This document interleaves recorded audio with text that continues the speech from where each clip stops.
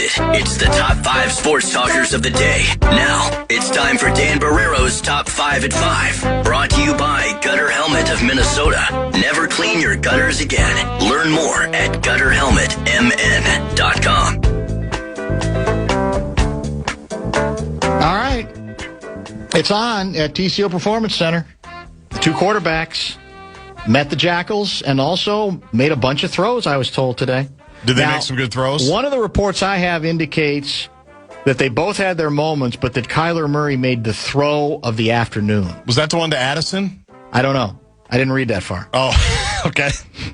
You did more reporting than me. Yeah. You did more reporting than I did. You want to hear from Kyler Murray? Yes, I do. Let's hear from Kyler Murray because he's the new guy. And I'm pretty sure the word culture comes up in this segment, in this soundbite, which is always entertaining. Being myself, being around the guys, no ego, really just embracing the whole culture. Ding. Yeah, and the community's been great, but the guys have also been awesome. They've been awesome. Hasn't been any weird energy or like that. They've, welcomed me with open arms. Kyler, what's it been like to reunite with Byron? And, did he, when you're looking at coming to a new team, does he tell you anything kind of about the culture? Yeah, I talk to Byron all the time, especially, after the season, off season. Me and him came in together, so I know what type of guy he is, and that's the beautiful part about being here so far that I've seen is, you got guys that want to win, guys that really love the game, that put the work in, and Byron's a testament to that. Byron Murphy, I believe, who he's talking about there, former Arizona Cardinal. But the biggest, I think, noteworthy item for Kyler Murray today, and you've referenced it a couple of times already, that got people's attention. I look at the National Weather Forecast Service right now. It's 87 degrees. It's a sauna out in Eagan right now. With a few clouds. And you'll see it if you're on Instagram, on Twitter, watching the news tonight, whatever it is. Kyler Murray is wearing a hat that looks like he's about to go shovel Kirk Cousins' driveway, or Case Keenum's driveway. He's wearing a winter Vikings hat. A short plow. Shovel. And so people are wondering what's going on. He claimed he had helmet hair, did not want to show the helmet hair on the cameras. So that was his explanation, because I do think he was asked about it. That sounds awfully vain. We already have one vain quarterback. Now we got two? Maybe. I don't want performance. I don't want, playing a role. I want you to make the plays. I did hear a soundbite in which he, being Kyler Murray, extolled the virtues of being in a classroom with the quarterback whisperer. Oh, I'm sure he's already unbelievable. Lost himself in KOC's BMI and his quarterback and passing game acumen. We haven't heard a lot from J.J. McCarthy. No, we haven't. In fact, this might be the first time. I don't remember him being interviewed or quoted. And so whether it's the first time or not, it's one of the first times where he has kind of responded to the situation that he is now in. What he said, he was told, is a wide open competition. Here's J.J. Look, the organization made a decision that they feel like is going to improve and the depth and the quality of the room, and they feel like they made that decision. But all I'm thinking about is continuing the upward trajectory that I set for myself last season, that last quarter of the season, and continuing to be the best version of me every single day. Every single off season, in season, I'm going to work my tail off. It doesn't matter what the situation is around me. I'm going to control what I can control and do the best thing I can for this team, and we'll do that. I mean, yeah, it's a true competition. That's what I was told. But at the end of the day, it matters what I do out here every single day. And that's the only thing I'm focused on. It's just like two guys in a classroom. He sits on one side, I sit on the other side. And it's the coach's responsibility to teach us and coach us. So, well, why can't they? It's just like the same feeling, when you're in high school and there's another person on the other side of the room. That's just kind of how it is. So I wouldn't say there's any awkwardness.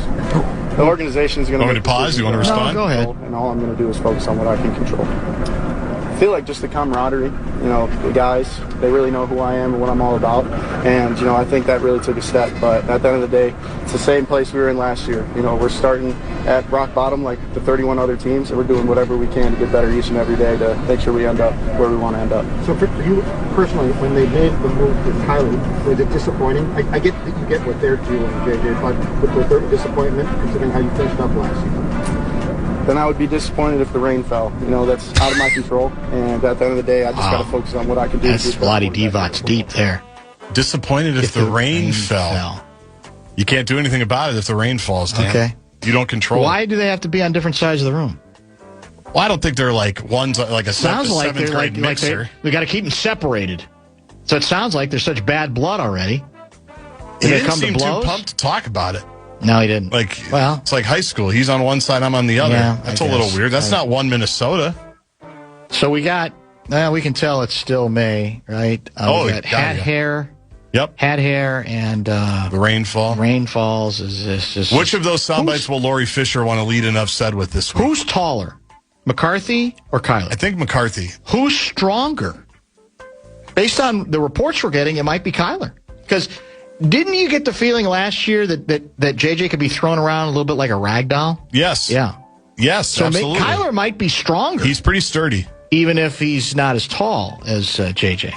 What's JJ older. listed at, 6'2"? I'll have to look it up. I don't know off the top of my head. I don't know what Kyler's listed at. Is he listed at 6 feet? I'm sure he's listed at 6 foot. He's listed, I'm sure, 6 feet. He's more like 5'7". Interesting. So there you go. That's from organized team activities. We'll probably have been guessing on Friday. Maybe we'll have a Vikings guest on tomorrow to dissect everything that we just learned. Well, the hat hair, here's the thing that's interesting me about the ski cap he had on. Couldn't you find something lighter? I mean, couldn't they give him something lighter to like a ball cap? Or is he not a ball cap? Maybe he's not a ball cap guy. Maybe it wouldn't have had the intended effect. Oh, yeah. Yeah, I don't know if he's a ball cap guy. Maybe he's not a ball cap guy. I don't know. This seems like it's an interesting request. Hey, I need a ski cap, even though it's 90 degrees, because I don't like showing off my hat hair. Right? That's in effect what he's saying. Pretty much. I can't believe that he actually... If that's the truth, that's what he's going with. Was he playing around? Was he having some fun? Maybe. Yeah, okay. It's hard to know. Right. So that's what we got coming out of Eagan today.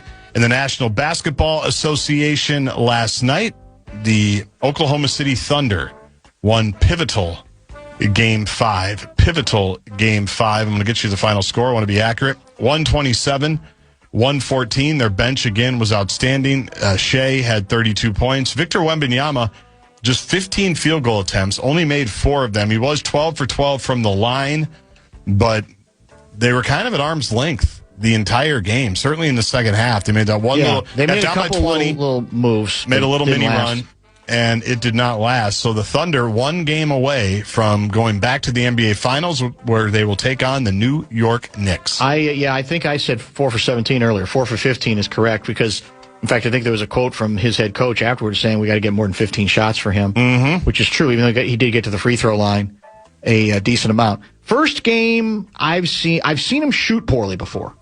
That happens.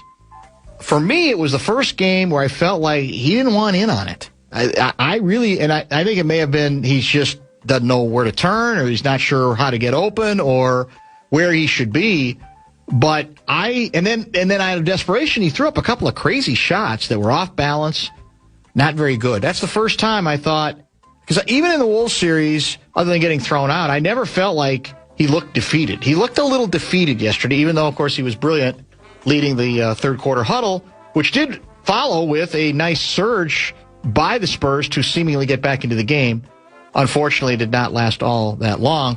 Let's remember, OKC was without 2 of their rotation players. Yeah. And they got, who's the guy? We probably haven't talked about this enough. They steal, is it McCain from Philly? Yes. There has to be, you'd think, like this sort of built-in rule that says we're going to conspire illegally, the rest of the GMs in the league, to say you can't do business with Oklahoma City. If there's any chance that you're giving them another player, they've got too much talent. The notion that we would hand them another piece of talent that will help them win, and the story on him is I think for his career he has 3 assists. He's a guy who absolutely wants to jack the ball. But he's a good scorer. And he was huge. Was it 17 points you said in this game? I think he was in that range. Let me pull up the box You score. mentioned Hartenstein. He was good. And Jared McCain had 20. 20. Yep. Holmgren had his best game, I think, I've seen in at least this series. 16 points, 11 rebounds. There's been a couple games he was invisible. Now, most of the damage he did, I think, was in the first half of this game.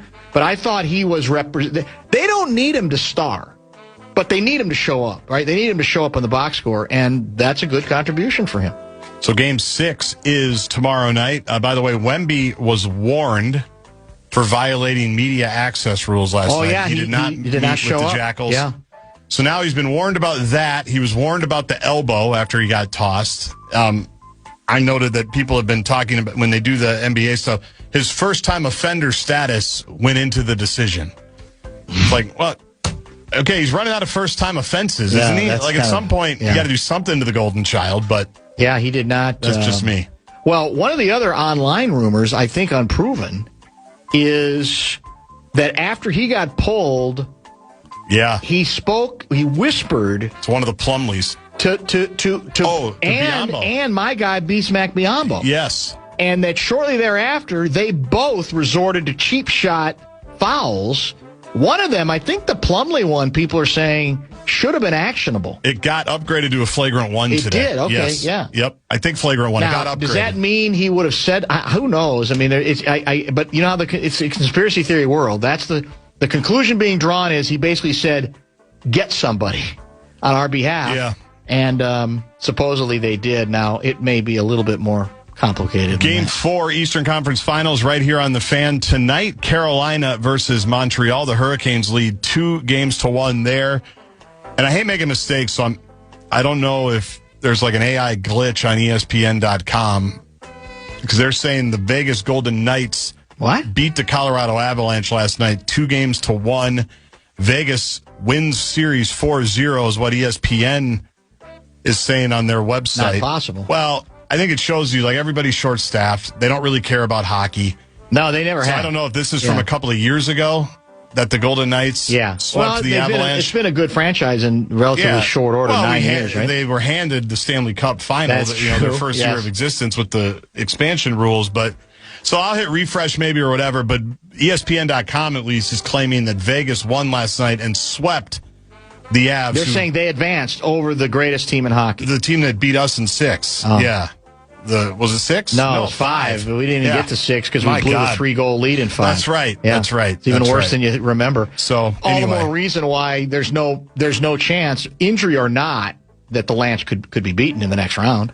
We've been told that over and over again. So maybe I'll text one of my friends at ESPN and said that their website is incorrect. Yeah, that's very well stated. Let's do this. Let's get a break in. Got Kessler at the bottom of the hour. I've got some housekeeping items I want to discuss in the next 10 or 15 minutes, including a follow-up to our conversation with former St. Cloud Police Chief Blair Anderson, who joined us at about 3:30. Stay tuned. Bumper to Bumper with Dan Barrero on the Fan. From the 1-8...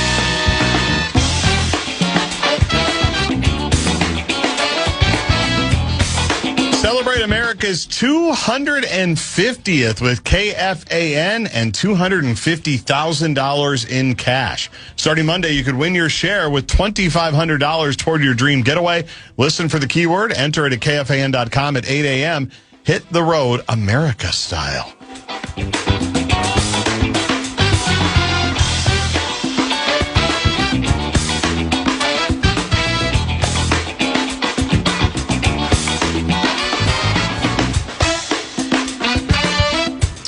We had a texter who says he can't often listen to the show live, but it podcasts, and he was unhappy with my deriding my savagery of James Harden for suggesting after the Cavaliers got swept that by the Knicks that they were actually the better team. And he said, look, there's a lot of times, even in best-of-7 series, in which you could argue the better team didn't win. And it's worth revisiting because what he brought up towards the end of the text is the 1987 Twins. You could say, well, were they the best team, really? Probably not, but I will also suggest that you gotta show a pulse. And being ahead 22 points in Game 1, you could argue shows a pulse, but making history and losing that lead in unprecedented fashion is not going to be in your corner, especially if you don't follow that up with pretty much anything. So, yeah, you might get me to fudge a little bit and amend that best of 7 is an attempt to take away from the likelihood that an inferior team can rise up and win. It does occasionally happen, but does it usually result in a 4-game sweep? A 4-game sweep in which in the last game you lose by what was it? I think 37 points. Would have been 40 except for a late three.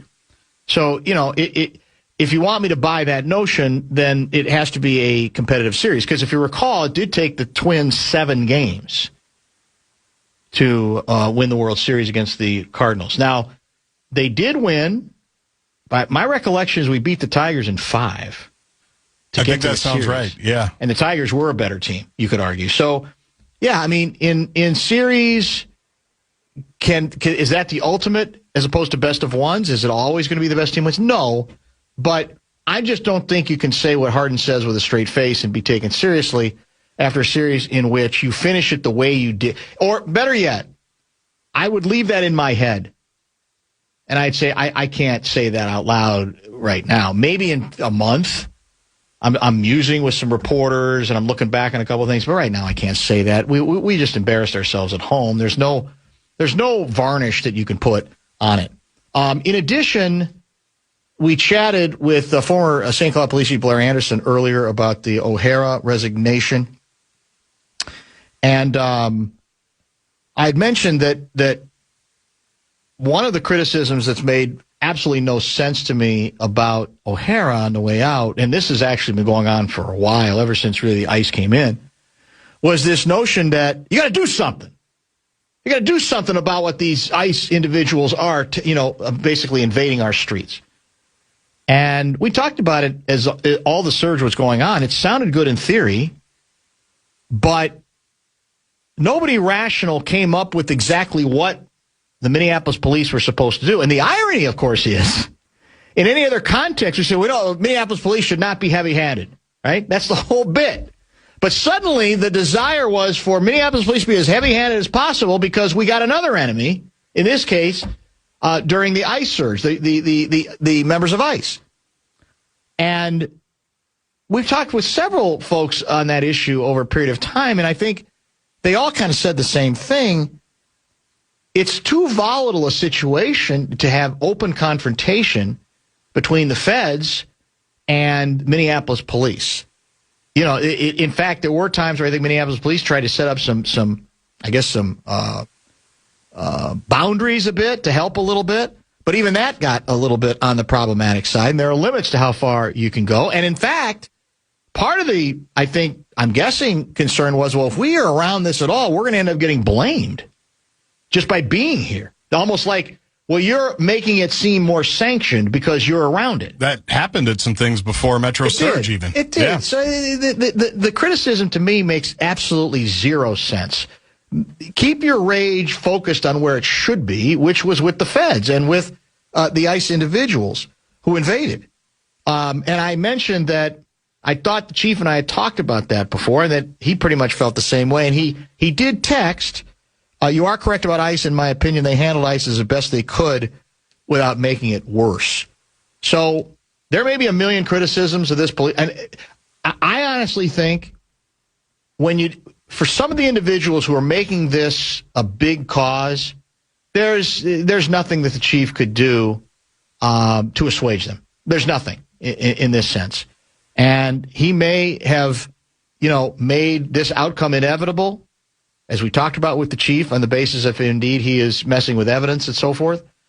But what we were also attempting to do was just sort of lay out his legacy, the job that he did, and that I think belief a lot of people have that it's too bad that it had to end this way, because in many significant ways, based on what the mission was, O'Hara had done a very good job. Does that mean he was perfect? Does that mean there weren't complaints? No, although, again, I'd be shocked if there weren't going to be complaints, given what was wanted here was a new sheriff in town, no pun intended, to take on the bureaucracy within the police force.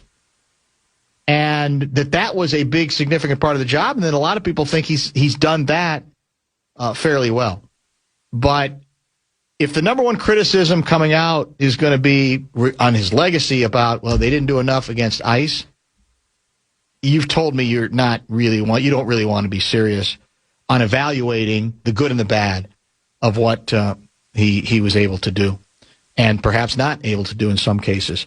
Kessler is not in the house. I think he's going to explain why, even as he says he doesn't want to talk about it. That's but he classic brought it up. Kessler. which means he kind of does want to talk about it. He's so bitter, by the way, and this is where you need to needle him. Okay. Because you don't know this, but every time he comes into studio, if there's something out here on the table in our little lobby, yes, or whatever we call it, atrium, he always asks if it's free. He's like one of those Minnesotans that just wants something for free every single time he comes in. So, like, if there's a shirt or like some beer or some of Marnie's, vodka drinks, he's always like, "Can I take these?" What you know is we're moving offices, down the hall a little bit. Everybody's purging their stuff. So I mentioned it to you, all the free table stuff that we have by the sales pit yes, is just packed with stuff. Yes. So I texted that to him today. Oh, that's right. And he's missing it. He's not going to be here. He's so bitter. Good. That's so good. So you need to really twist the knife on that. I'll work on that for sure.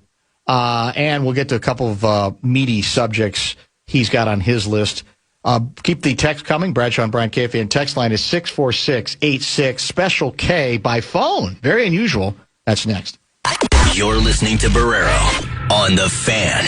It happens only once a year in Las Vegas. Kessler. Because people have got to know whether or not their president's a crook. Well, I'm not a crook. I can't trust Obama. He's an Arab. Pat Kessler. Tear down this wall. I did nothing wrong at the Minneapolis airport. Senator, you're no Jack Kennedy. Pat Kessler.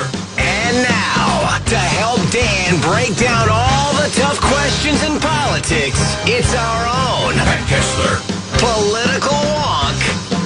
I feel like a supermodel, except like times 10. Many of us are frustrated. Pat Kessler with Dan Barrero on The Fan.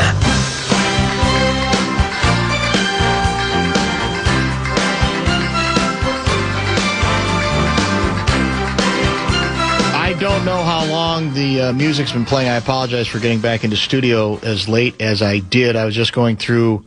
We're moving a lot of stuff around. We're getting rid of a lot of stuff during the remodeling period. And my God, between the last two segments, I hit the mother lode, man. There is an endless array of especially Timberwolves-related gear. Oh, there was still some for you? That's great. I can't. I thought I took most of it, but I'm glad I saved you some. Enough of it.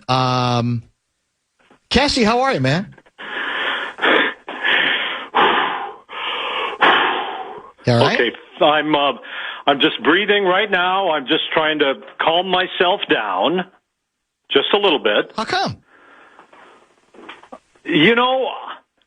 I don't ask for much. I ask for very, very little. I come in when I can, as often as I can. The one time I'm calling in on a phone, you've got all the merch out there. Now, I check pretty much every time I come in. There might be a coffee cup or some energy bars. I want something free. Maybe some Blue Chew. Just kind of added value for me to come in with my valuable time, spending my valuable time with you. But it's transactional. And now I hear this. I'm sorry. And, well, actually, I'm going to tell you that Gaardsy sent me a photo of the table with all the freebies on it. It is substantial. I thought it would inspire you to Willis read it and show up here. So, do you want to explain exactly why you were too soft to show up today in person? Have you ever heard of HIPAA, Dan? Yes. The HIPAA laws? Yes, I have. You have, okay. You know I love you. I really, really do. I made a menu for you of all my topics today. You did. And I think the first thing I said in capital letters this week was, don't ask me about my debilitating knee surgery that prevented me from being in studio today. Did you say that? I guess you did write it. I'm looking at it now. You're right. Oh, my bad. Yeah. My bad. Yeah. Who's my sponsor for this segment, by the way? We're working on that. Blue Chew, I think. Might be Blue Chew. Yeah. Blue Chew would be a good Of course it is. Of course it is. But what if it was the limousine service? Can I steal Mason's limo service? Yeah, it's possible. Carry limo, That'd sure. be great. Yeah. Carry limo. That'd be outstanding. I would have been there today, but I'm on crutches. But I didn't want you to ask me about that or ask me about the nationally renowned surgeon who performed this meniscus procedure on me, and also performed it on J.J. McCarthy. Well, I'm glad I didn't ask you. You heard me. You did. I did. So I'm listening to McCarthy in the previous segment in the Top 5 at 5, the highly produced, always entertaining Top 5 at 5. And in it, J.J. McCarthy said something that I think Dr. Christopher Larson, who did our surgeries, inspired us in this way. We want to be the best versions of ourselves. And that's what I'm trying to be here. Is that right? But I feel petty and cheap and a little vindictive when you tell me about all the freebies that are there that I no longer have access to. I'm not lying. There's a bunch. But they'll probably be gone. I know you're not. I saw a photograph. It's going to be gone by next week. I saw an image on my phone. There's no chance they're still there next week. So it's taunting, I think. But yeah, I'm sorry. I feel bad about it. I really do. But not that bad. I know you do, because you're that kind of guy. Is it a torn meniscus? I have a torn meniscus. I do. Now, I've had this for a year. Okay. So I've been playing with pain, and, I just didn't want to bother you with it. But I had I tore it even more about a month or so ago, and so I go in there, and bing, bang, boom, I'm cleared. I'm going to be cleared for action in a couple of weeks, so. I'm going to guess, I'm going to go on a limb and guess that the doctor told you that the surgery was a success. Yes, absolutely. When I woke up a couple of days later, it's all good. The knee pain is gone, and now I'm working on the pain from the invasive surgery. Now, if I had the same access to U.S. Bank that my co-patient J.J. McCarthy had, I'd be walking the sidelines during a game. I got the crutches. I got the whole deal. I could do this. So, yes, surgery is a success. I'm going to be the best version of myself from here on out, physically as well as emotionally and spiritually. That's good to know. PJ Fleck says. That's who I am. He often says. That's exactly it. I'm good to go, man. Well, we'll see if we can hold a couple items back for you, but I think it might be a little difficult to do that. Unless you put mountains of stuff on your desk. I mean, that stuff's gone. Yeah, it actually might be gone. Isn't that already. Funny how? Yeah, of all the weeks. With all of my. Yeah. I'm just a lonely pilgrim. Yeah. As Bruce Springsteen might say, I walk this world in wealth. But when I see something like that, a pile of promotional T-shirts, I just go nuts. I think we all do. I feel for you because I think. Let's face it, you have not been over the decades you've done this show. Hell, you go all the way back to Chad Barrero's show. Then you were with Chad. Then you came back to me. And I wouldn't say that over the course of those decades you've been highly compensated. Well, there's lots of zeros on my imaginary paycheck. That's true. Sad but true. Well, now I feel really guilty, but maybe we'll try to hold a couple things back for you. Oh, good, because I do that to people because I have that effect because I'm a good Catholic boy. So I can project guilt and shame. You can. So you think about that a little bit. You're 100% right. All right, it's interesting you brought up because I had an item waiting for you that you had on your list. And it's as you put it, a big weekend drama. You've got the GOP and DFL political party state conventions, correct? Picking candidates for that is correct. Governor and for Senate. And I'm looking at a story. You kind of alluded to it. Let me see if I can find the story because I want to try to be somewhat accurate in my presentation. Where did it go? Why did it go away? Where is it? Hold on a second. I will find it. I believe the person most heavily quoted in the piece, here it is Michigan Senator Alyssa Slotkin, who basically, this was in an interview with one of your favorite websites, Semaphore.com. Yes, it is. And Slotkin acknowledged to Semaphore that the convention scene this spring was not helpful. She advises Democrats to, quote, root for our own candidates and organize for our own candidates without being nasty and punitive. I'm kind of done with Democrats being a circular firing squad. When we've got Trump in the White House doing what he's doing, I think he's more than happy to have Democrats at each other's throats. And that's sort of the open question here that we've talked about really for a long time, about the fact that, you know, the nomination race is always different. You got more ideologues, you got more hardcores than you are going to get to when you get to a general election. So is there a lesson here? Is anybody going to be listening here in Minnesota, or is it just as likely it's going to be a circular firing squad here as well?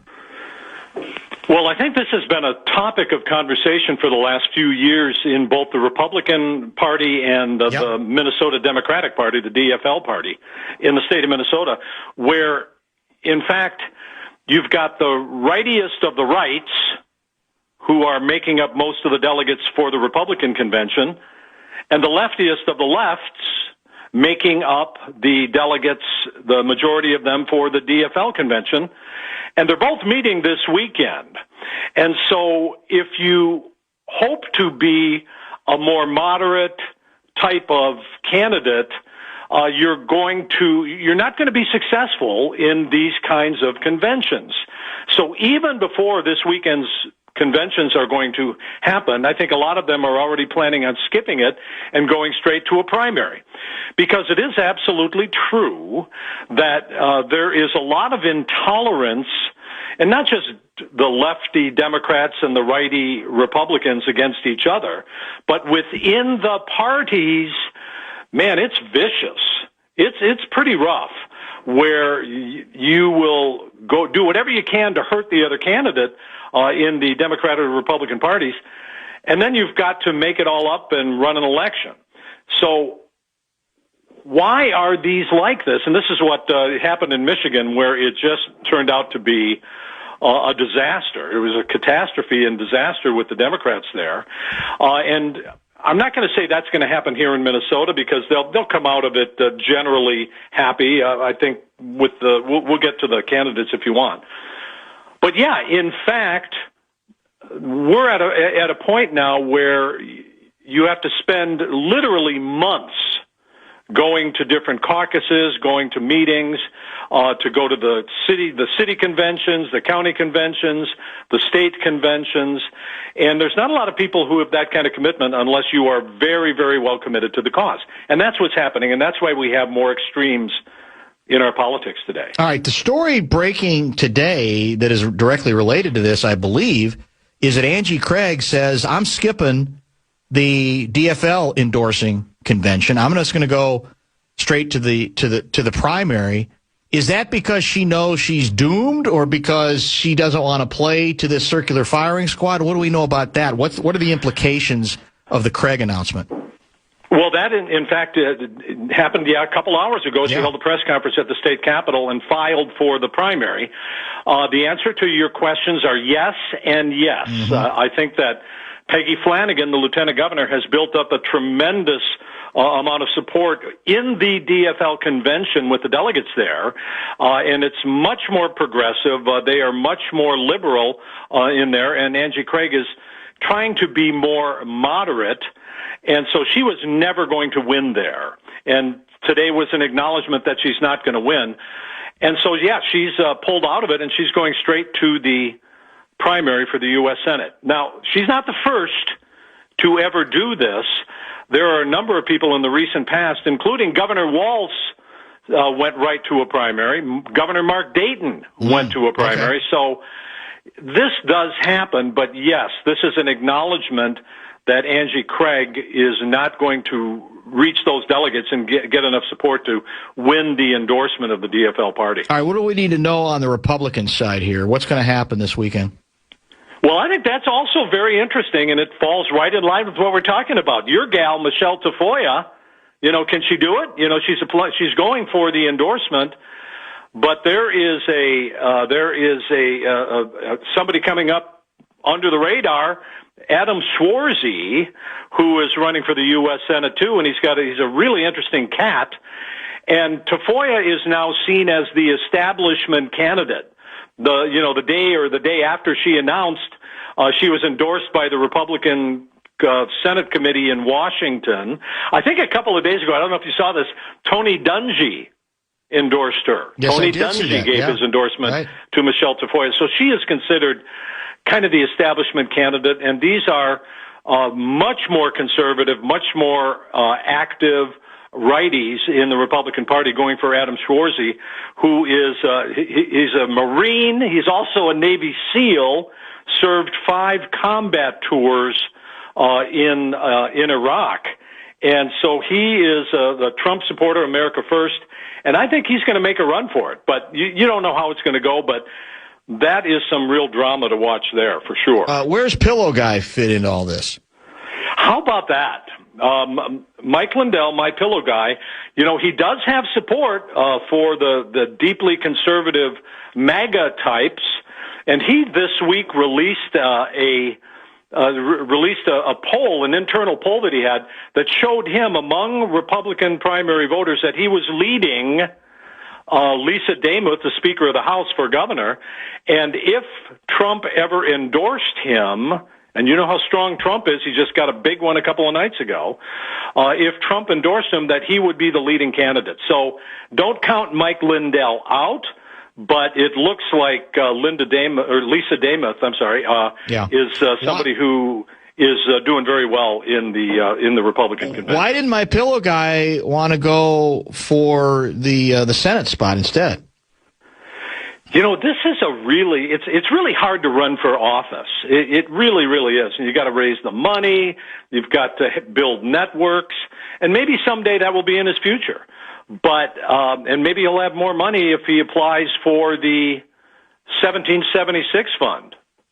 Remember that one? Yes, I do. President Trump's weaponization fund. Yes, I think it's possible Mike Lindell will he might apply end up for with that. some dough. Yeah, but I think running for governor, you have a very focused campaign in the state. You can make your case a little bit better, a little more clearly if you're a candidate without a lot of money like he is. So yeah, I think that he made the right call if that's what he's running for. Did you say earlier? Did I miss this? A texter said, "Did you say that after surgery, when you woke up 2 days later?" Oh, I was wondering if somebody would catch that. I mean, did they put you in some sort of medically induced coma or something Remember in Minority Report where they were all hanging in the caverns? Yes. Oh my God! I wonder if that's no. It was very, very simple. I was surprised. I have incisions on both sides of my knee. The surgery took about I'm going to say 20 minutes, half an hour tops. I was awake an hour later, and the first thing I did was demand a gin and tonic. Well, I would say if it was 2 days, Kessler, the surgeon has improved because it took J.J. McCarthy until the final 5 games to wake up. Wow. That's a shot right there. That was a good one. That was good. That was provided by support from Kyler Murray's side of the aisle. That's right. For sure. They'll like that one. That was a good one. That was well done. Dr. Larson is the preeminent surgeon. I don't even know how I got him. How many times are you going to say that? Say it again. You said it 3 times. I mean, how many times we get it. I was waiting for you to react, and you haven't reacted. The best. Well, you finally got me. The best surgeon money could buy. We knew it would have to be. That would be the guy. All right. I've actually seen Dr. Larson, but not for a meniscus. Well, he actually speaks very highly of you. Well, and I just. Yeah, is it the same guy? I wasn't sure we were talking about the same guy. Yeah, I doubt that I came up at all, to be honest with you. Are you familiar with a motion picture called Coma? A book. Robin Cook wrote the book like decades ago. Okay, I am, but refresh my memory. I feel like I've seen it. Well, what made me, you kind of triggered in my brain when you were talking about hanging bodies in a big room, because that's what happens in Coma. And it's an early Michael Douglas film.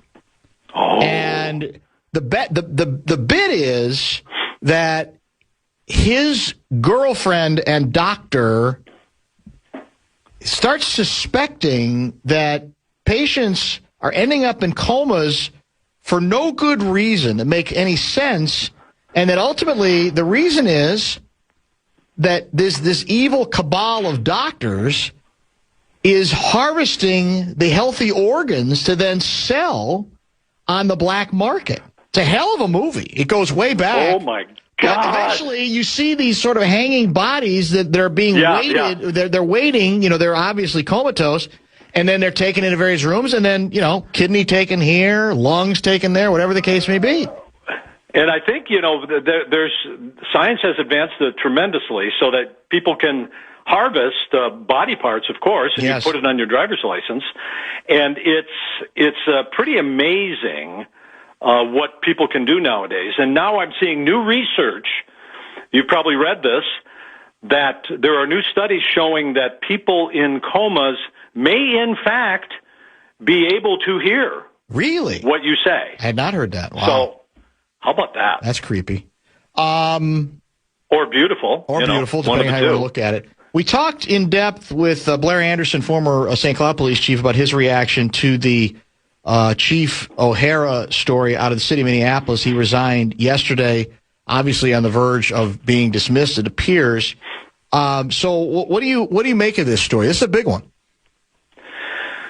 There are so many questions here about what exactly happened. I'm troubled and skeptical about what I'm hearing from the mayor. Did the mayor know anything? And if he did he act or not act? It sounds like he did not act. Why didn't the top members of city government, including the city council, know that investigations were underway? Right. And why did he try to reappoint him, nominate him for another term if this was all true? So having said all that, what's really unfortunate is that this is yet another blow to the brand of the city of Minneapolis. I mean, all the things we've been through in this city for so many years. And setting aside all this stuff, he made real progress on making Minneapolis better after George Floyd. And God, I hate to see him going out with this hanging over his head. In particular, we don't know any of the details. Yeah. So that's a really difficult way to go, for sure. I agree with you 100%. Last item is a text. This is from 612 Guy, directed to you. Mm-hmm. Back in the days before the internet, he writes, I would almost always have a mental image of what I thought my favorite radio hosts looked like because we never saw their faces. Thought Pat might like to know that every single time I've heard him on KFAN through the years, the image in my brain is Fraser Crane. Even after seeing Pat's image many times now, I still see Kelsey Grammer every time Kessie speaks. That's not bad. Well, no, that's actually really good because Kelsey Grammer is one handsome man. He is, yeah. There's no doubt about it. Yeah. So that's a compliment, and thank you so much for that. Man, now the texts are pouring in for you. Jim wants to know, will Kessler's meniscus repair give him better base in his stance for the barroom brawls he is wont to start? Ooh. Well, I'm going to guess that the answer is yes. Short answer, yes. It's been a few years since I've been in one, but yes, I've been in a couple, 3 barroom fights. I'm not going to lie. You've been honest and about it. And it's starting to resurface with my old age that I just go places like supermarkets and start them. 320 Guy found it a bit ironic that you scolded me on HIPAA and then discussed JJ's procedure in much depth and detail. Which is the irony. Well played. And absolutely true. Larry Mondello Guy writes, hopefully next time Kessler is in studio, there will be some Country Hearth breads on the free table again. You can never have enough buns for your wieners. Larry Mondello Guy offers that. I've been there where there are racks and racks of Country Hearth bread. That's true. In the lobby of KFAN. And by the time I get there, I'm last man standing, as you know, on Wednesdays. And there might be one loaf of bread left. You know what I mean? I do. And so there it is. But it's been opened and a couple of slices taken out and then closed again. So That's how that works. That's a little shaky. Alan in Afton wants to know if either of us knows if the DFL will be selling their pastrami sandwiches for less than $100 this year. God, I love our listeners. How good are they? Yes. Remember that one? Oh, that was a classic. All right, so that was the Minneapolis DFL right? convention. Yes. God, it was a year ago, wasn't it? Yeah. And I've been to some doozies. Now, that one, though, they were selling the pastrami sandwich for, was it $70 or something? Yeah, it was close to $100. Well, does anybody remember how much that was? Well, how much those sandwiches were? They were a lot of money. Yeah. And I think they had to vote to allow pastrami in there, whatever. I was at a convention a number of years ago, a Democratic convention in Rochester, where the convention voted to ban perfumes and cologne. Remember you talked about that. Yep. And so, that, and since I'm like a heavy Axe guy. I thought you were a brute. I thought you were a big brute guy. Well, yeah, I am, but that was back in the day. I'm a brute guy and an English leather guy. English leather. How can we forget English leather? First of all, here's the new Kessler. All my men wear English leather. Or they wear nothing. They wear nothing at all. Here's the new Kessler Open, the Fraser theme. Okay. $70 for a pastrami sandwich, $60 for a schnitzel sandwich, or $55 for a chicken kebab. You could get a hot dog for $8, and other items did cost less than $20, but those were $3. How good was that? How does that happen? I don't know. It's mind-blowing. I mean, it's tone deaf, for sure. Tone deaf for sure. So I'd like to know what the Republican and the Democratic conventions this weekend We're going to check out the menus. I want to know. That are going to set people off. Yeah. Because there's always something. There's got to be something. Now, will you still be on crutch? Are you on one crutch or two?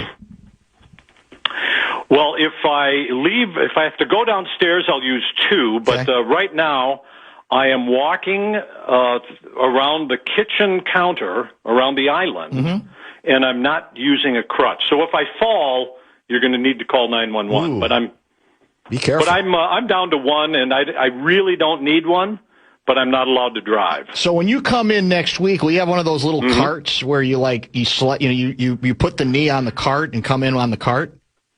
That would be really cool. But I'm thinking about, when you go to like the grocery store, and they have those big 3-wheeled carts. Yes. Thinking maybe one of those. Yeah. It won't need a basket because all the free stuff will be gone by then. So you can leave the basket off of it. Oh God, I'm so mad at you. I feel really bad. It is. I know. It's uncanny. But not that bad. The only time he hasn't been here other than like a Milwaukee trip. Years. Yeah. Since he retired. and this is a time we have more swag that you actually might be interested in than any other time. I know. The only time you have more swag is at the state fair, and I'm not allowed to touch it or look at it. Maybe that rule will change this year. Maybe we're going to have a softening. I wouldn't count on it. Unlikely? No, I wouldn't count on it. I do think the real winner of this week, though, is Freaky because she doesn't have to find spots in the house for all the crap that Kessler would have brought back from the table today. That's true. Because it would have been a lot. You have no idea. It would have been a shopping cart full of stuff going back to the Kessler mansion. Honey, look what I have.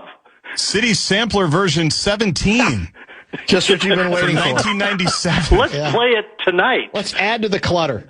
That's the beauty of it. Exactly. Thank you. We'll chat next week. Oh, man, it's all good. All right. Hey, thanks, guys. See you next week. Pat Kessler, ailing, coming off of a torn meniscus, apparently.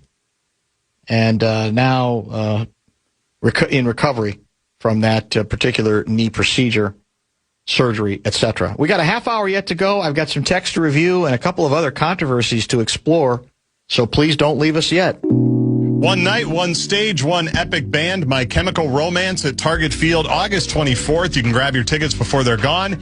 Get all the details today at KFAN.com, keyword calendar. I should have gotten to this one with Kessler. This is from Adam out of White Bear Lake. 2 small incisions on both sides of his knees, 20-minute surgery, and wake up an hour later. Couple days of recovery. My goodness, Maurer wouldn't have milked it this long. It's a good point. That's pretty good. That's pretty good right there. Very well stated. We'll save that for when he comes in studio next week. In fact, Kessler does. Do we have an early entry for Commons Preposterous Statement Tournament, maybe even a first seed. Are you familiar with our new wide receiver? Yes. Jawan Jennings, yes, from the San Francisco 49ers? Yes, and I did see this quote. I had to think about it for a minute. I don't know what to say here, but this was the quote from Jennings about arriving in Minnesota and joining the Vikings. It's awesome. I feel like Kevin Durant with the Warriors because it's the big three. There's a lot of talent over here. Well, wide receiver, obviously, Justin Jefferson is very good, right? And we think Jordan Addison, if he stays on the true, path, is very good too, correct? He's great. Good player. And Jennings is a nice pickup, especially as a number 3 receiver. But I'd stay away from the Kevin Durant joins the Golden State Warriors analogies for the moment. Yeah. Because did I miss a parade? Did I miss a Super Bowl parade? No. A Super Bowl parade. Because how many championships did the Warriors already have before Durant got there? Was it 2? I think 1, and then they won 2 with him. Okay. Now, if the Vikings win the Super Bowl this year, then we'll look back and say it's not so preposterous. But right now, it feels a little presumptuous, even though I know he's trying to get in good with his teammates. He's trying to compliment them.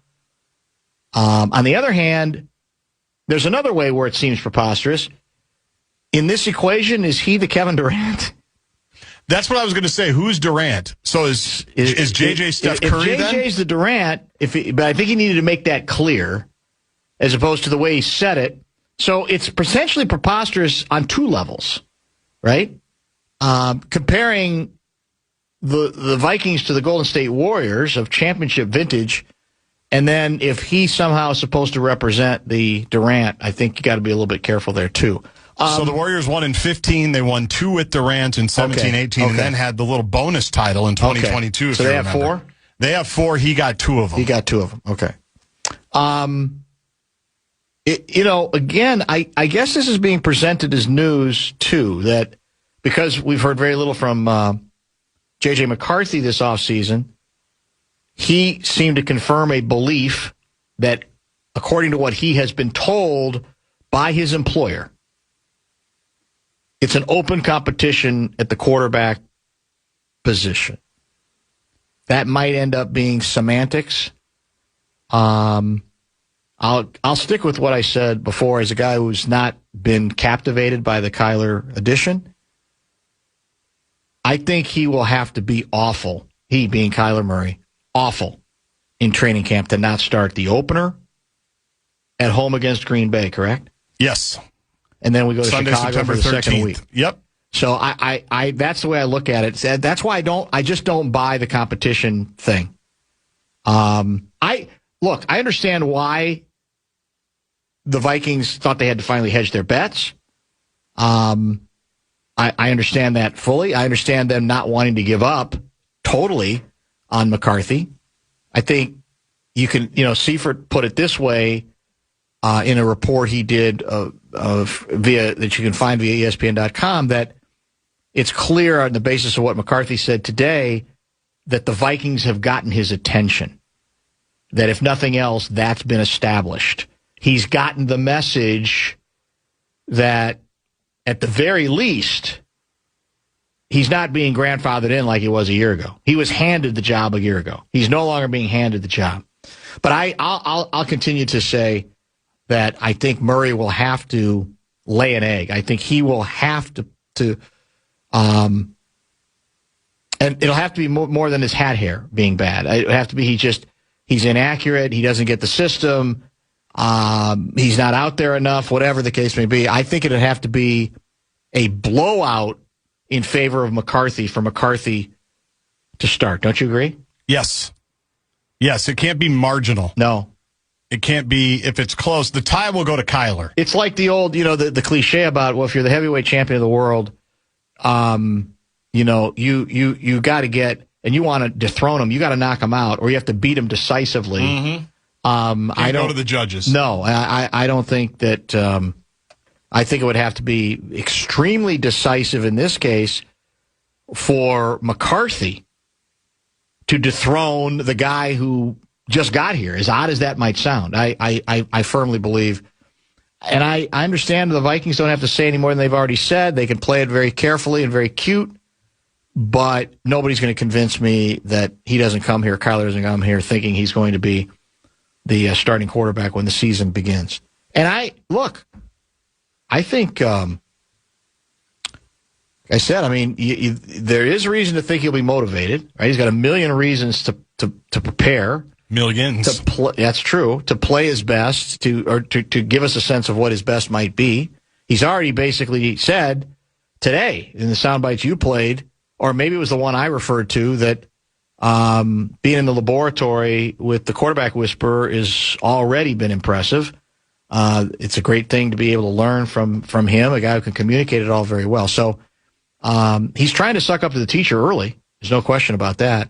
But I think it's even though he really hasn't been here yet or just got here, I think it's 100% his job to lose. Let's go to one more break. We'll remind you about a couple of very good guests today and an interesting subject we covered through much of the 4 o'clock hour. Don't go away. You're listening to Barrero on The Fan. From the 1-800-ASK-GARY Traffic Center. This report is sponsored.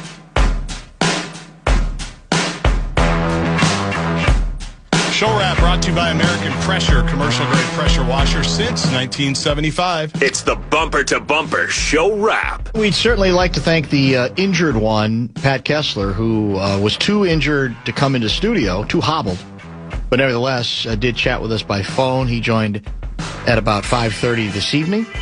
Former St. Cloud Police Chief and longtime friend of this program and contributor to this show, Blair Anderson, joined between 3:30 and 4, and as always, he did not equivocate.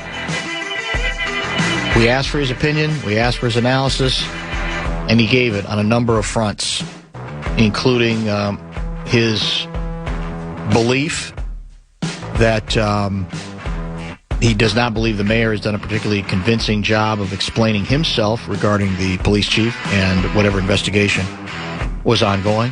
But he also had some very strong things to say about the job overall that he thought the chief was doing, and that he would have a hard time recommending this job to anybody who came to him and said, hey, thinking of applying to be the Minneapolis police chief. Heartily recommend you podcast former St. Cloud Police Chief Blair Anderson, who joined between 3:30 and 4. 4 o'clock hour, a lot of amateur sports talk on the youth level. The concern back east, certainly, in other parts of the country, of big business sort of taking over the mom and pop operations when it comes to organizations and I guess you could say groupings of leagues in various sports. In this case, the subject at hand was in the game of hockey, but it led to a lot of really interesting texts and the belief that maybe in Minnesota we're doing a relatively good job of guarding the better part of these institutions, but in a lot of cases it's about money. And part of the reason these corporations are able to swoop in is they save a rink or they save a league or an organization. And the problem is on the back end of that, then they are investigating individuals who have the audacity to tape their kids playing in live action because you're supposed to subscribe to the service that they offer. That was a big part of between 4 and 5. We did get to some reaction early in the 4 to the discussion with the chief, too. Tomorrow, a busy show. The inbox will be part of it. Thrifty traveler guy Kyle Potter is going to join the program tomorrow. We may be working on a couple of other things. What do we have tonight after the program? We have Game 4 of Carolina and Montreal. Carolina leads the Eastern Conference Finals 2-1. And, of course, we have the beauty of it for the Lanch is they can sit and rest while these two teams continue to battle it out They're going to get the extra time. Colorado can scout a little bit. They can relax. They can get away from it. They can go to Cancun for a couple days if they want to, for God's sake. Or Colorado Springs. Just hang out. That's very, very true. One of the national parks, maybe. Dan, why don't you think it's a competition? I know, but it's your opinion, not very convincing. If 9 wins it, why shouldn't he start? Because I think, well, first of all, I didn't say he shouldn't start. And wins it is the question. What do you mean by winning it? Wins it decisively? Plays a little bit better? I think they're terrified now, man. I think that's why they brought somebody else in this case, Kyler Murray. Now, the question is whether they went high enough up in the quarterback food chain to give themselves the buffer that they're looking for. But I think they're too terrified about starting another season with J.J. McCarthy, especially given you open the season with back-to-back division games against the Packers. Yeah, good teams, we think. And I think you can't back into this season at all. So, to me, I think it's going to have to be a decisive win by J.J. Because I think they're going to, otherwise they're going to go with, well, he's been up and down in his career, has Kyler Murray, but he's been a starter in the league for 7 years. Yeah. So I think that's why, in an odd sort of way, no matter what they're saying semantically, he's the incumbent, even though he just got here. Or is in a much better position. They're gonna go, well, maybe he was not quite as good, but it's training camp. He's still getting his feet wet with our system. He knows when the lights go on what to do. Right. He's been doing this as a starter in this league for a long time. He earned a big contract. Exactly. So I think that's why I lean that way. I could be proven wrong. And, again, I guess Kyler could stink. But there is that possibility. Tim Kalishaw, I think, would say that is the possibility. He's he is. He does not endorse that move. He's more down on it than I was even from the beginning. But we'll see. And the beauty of it for us is we can say with a straight face, well, the Vikings are saying it's an open competition, so we should be able to talk about it every day, and we're not sensationalizing it. Right? That's true. We're just following the story. We're following the story that they have told us is the story to follow. So every day there might be another update. Once we actually have more off-season, what do they call these OTAs? Organized team activities. Organized team activities.